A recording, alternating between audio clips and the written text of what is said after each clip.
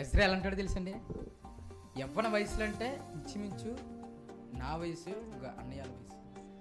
వాళ్ళ వయసులో ధర్మశాస్త్రాన్ని అవపోసన పోసాడు. అంటే ధర్మశాస్త్రంలో ఏ వచనం ఎక్కడుందో ఆయనకి తెలుసు బాగా.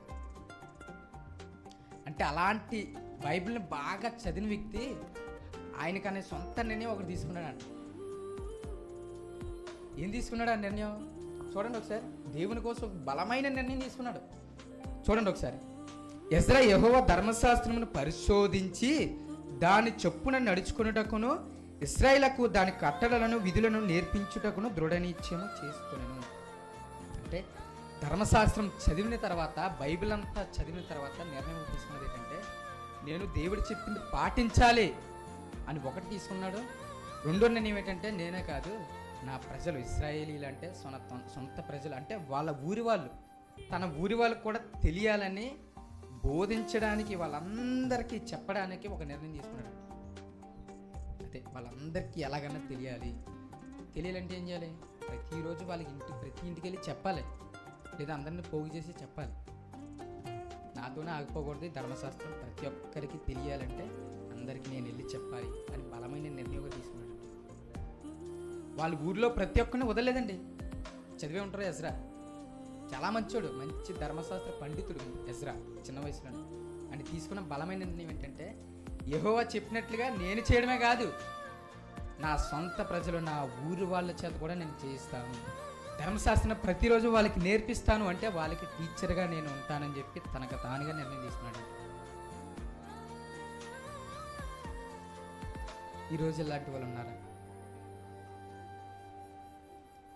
ఏ రోజన్నా మన బైబిల్ విశ్వాసులో ఒకరు ప్రతి ఇంటికి వెళ్ళి దేవుని కోసం చెప్పడం విన్నామండి?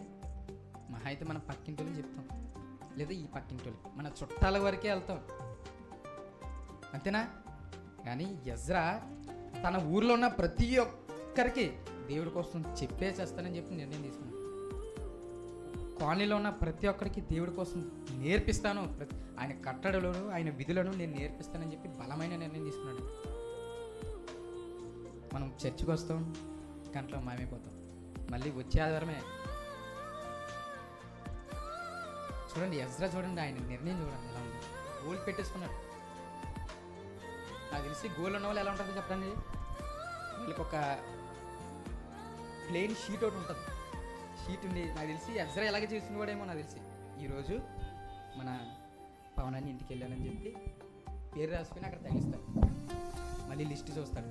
ఆ నెక్స్ట్ ఎవరు? మదన్ తమ్ముడు. నెక్స్ట్ మదన్ తమ్ముడు. కాబట్టి ఈరోజు తమ్ముడి ఇంటికి వెళ్ళి ప్రార్థన చేసి తమ్ముడికి ఏదోలాగా బైబిల్ నేర్పించి పని కంప్లీట్ అయిన తర్వాత మదన్ అని చెప్పి పేరు రాస్తాడు. ఇలా ఊళ్ళో ఎంతమంది ఉన్నారో ప్రతి ఒక్కరి ఇంటికి వెళ్ళి ఎస్రా గారు ప్రతి ఒక్కరికి నేర్పించి అది లిస్ట్ అంతా ఫుల్ చేస్తాడు.